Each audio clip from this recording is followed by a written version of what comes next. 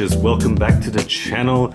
To today's review of, yes, it is another Spinnaker, but this is going to be an interesting one for me because I've been quite excited to see this once I saw pictures on the launch site here. So this is the typical blue box. It's not really fitting very well because this watch honestly is probably a little bit too big for this particular package. You can see it's kind of busting out of it, but let's just get this open and show you the watch itself. So inside there, just typical Spinnaker tag, microfiber cloth, and nothing much more. They don't actually give instruction manuals these days, it seems, because you probably don't need them. At least most enthusiasts won't need it for a three-hander movement. So let's just get this open and show you the watch proper. So guys, this is the Spinnaker Dumas SP-5070. This is -02 model for the blue version. There is also a black version available on the Kickstarter page or the proper sales page. The MSRP is 350 USD, and I will link everything down the bottom, including discount codes that I have. So take a look if you're interested to actually purchase this particular watch. So this watch, the Dumas, is actually named in honor of apparently a famed diving pioneer, Frederick Dumas. I don't know much about him, and probably this has very little directly to do with the person itself. As usual, they kind of like tag a name of a historical figure. But the interesting thing is that this does take a lot of vintage cues, so we'll go into that in a little bit more detail. So guys, the movement in this particular watch is actually none other than the Seiko NH35A. So specs on the left here, not going to read it out. You guys probably already know a lot of this off by heart or close to it. It does have a quick set date. In this case is implemented on that polished steel window at the 3 o'clock position.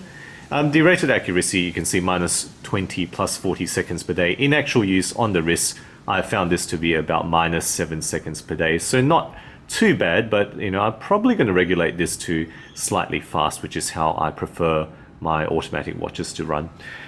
Moving on to the case then, guys. So the case here, the really interesting thing about this case is that it's a very octagonal shape, very much an octagonal case.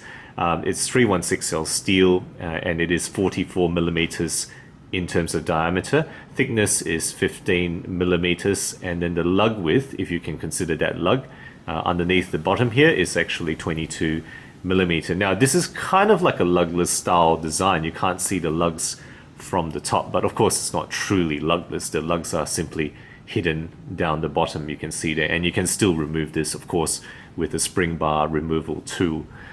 48 millimeters, the lug to lug distance, if you consider that distance between my thumbs, is 48 millimeters. So not too bad because it's kind of this hidden lug design, despite the fact that it is actually quite large at 44 millimeter on the diameter. Overall weight, because it's actually silicone rubber and nothing more than that on the strap, is only 124 grams. So relatively light. Of course, a vast majority of the weight of this watch is right there in that case. Moving on to the finishing there. So if you look at the finishing surfaces here, the top is circular brushing. The bottom is also circular brushing. You can see the surfaces on the finishing at the bottom here, right? Vertical brushing on the sides, right? Not longitudinal, but vertical. So you can see that brushing there in that direction, as well as that in that direction on that bevel surface here. And then on the side bevel is actually polished. So again, not too bad. They really do a pretty good job with their transitionings to the bevels. Typical of Spinnaker, including the top surface of the crown guards here, and not bad design crown guards as well. I quite like how they've done that. Right, so that's the finishing there. You can see the display case back is screw-in, obviously, for this dive watch with that screw-in crown. The screw-in crown does have a cap there. I'm not sure what material is that. It's obviously some material, translucent, transparent material covering the Spinnaker logo there. They haven't described it, but I assume it's some sort of cabochon style construction. Right, with those construction, with the screw-in crown and case back, this is rated at 300 meters. Now that is actually the highest rated Spinnaker I have ever reviewed. The next highest is 200 meters. There's been a few of that, but none of the ones I've reviewed have been 300 meters. This is the very first one. Okay guys, so moving on to the dial then, just let you take a look at the details on the dial there. matte blue, right? Dark matte blue, pretty nice, thick applied markers. So let's just see the three-dimensionality of the dial there. Right, you can see the applied markers are pretty thick. I quite like that steel surrounding the loom there. Okay, and then it's got a rectangle and oversized sword for the minute hand, right? A small rectangle hour hand, big sword minute hand there. Superluminoma filling the three center hands as well as the hour markers and the bezel as well. And of course a loom shot right here to let you guys see how it looks like in the dark. Alright, so the orange highlights are another thing I'd like to point out, and obviously that big minute hand automatic on the dial as well as the chapter ring. So note the chapter ring is actually raised. Not sure if that translates, but there's a slight raised surface where the chapter ring is printed, and then on every hour marking there is an orange highlight. So I really quite like how they've gone, you know, not too over the board, just a little bit of orange here and there, and I quite like how they've done it. Okay, moving on to the bezel then. So this is 120 clicks. Well, you can hear the clicks there hopefully. So it's 120 click unidirectional dive style bezel. It is fully loomed, so loom all the way around.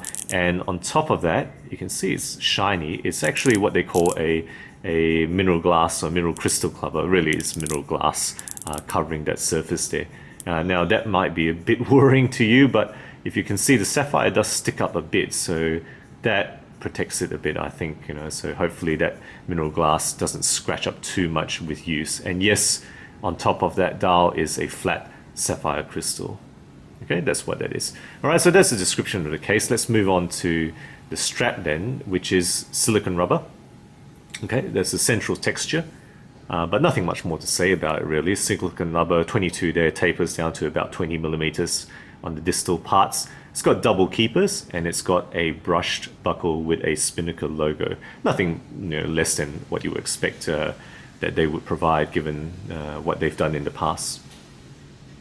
Okay, so that's really the description of the watch. Let's just put it on for the wrist shot now.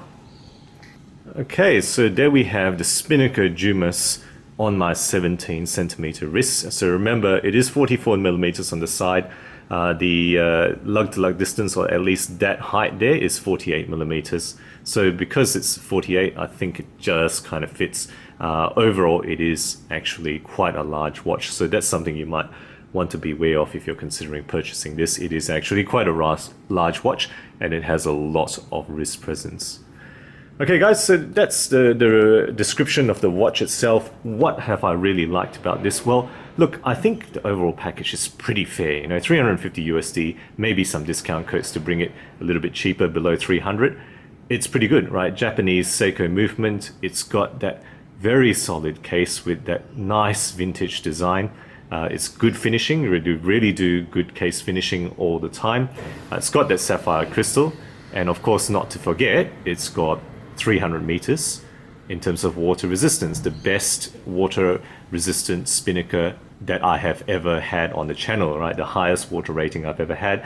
It's got, you know, the nice vintage cues. I really like this case design, the octagonal overall shape, the angular design, the hidden lugs, right? The very plain bezel. There's no numbers on this bezel. It's just markings, not a single number on this particular bezel, right? The very thick hour markers, lots of little details that I really like in this design, you know? So a lot of good little cues. And overall, I think because of those things, right, the big minute hand, the tough case, the 300 meter resistance, this is, I think, the best Spinnaker tool diver ever. I gotta say, I think this is the case for this particular watch. Things to note, the weaknesses. Well, look, I think that our marker, that hour hand is way too small. I think they could have done it a bit bigger. Those 24-hour markings on the dial, it's a little bit superfluous, a little bit unnecessary. I think, you know, it's not an aviator watch. For a dive watch, I don't think that really is needed. So if they got rid of those 24-hour markers, perhaps they could have made that hour hand a little bit more proportional, and that probably would make it an even better watch, I think. Overall, it is a large watch, so remember, 44 millimeter wide is not suitable for everyone, whilst this dimension proportionately is not as large, 48 millimeters. just beware that this is a pretty large watch on the wrist. You know, the lugless type of design compensates a little bit, but it is still, in anyone's language, a large watch.